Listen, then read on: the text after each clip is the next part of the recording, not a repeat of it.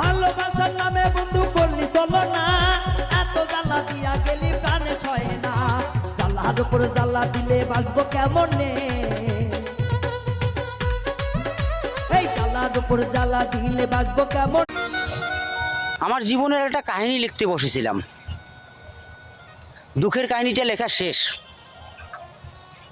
আমি বড্ড ক্লান্ত হয়ে পড়লাম। খানিক বাদে সুখের কাহিনীটা লিখতে যাব, ঠিক তখনই দেখলাম কলমের কালি শেষ। আমার সুখের কাহিনীটা অপূর্ণতায় থেকে গেল।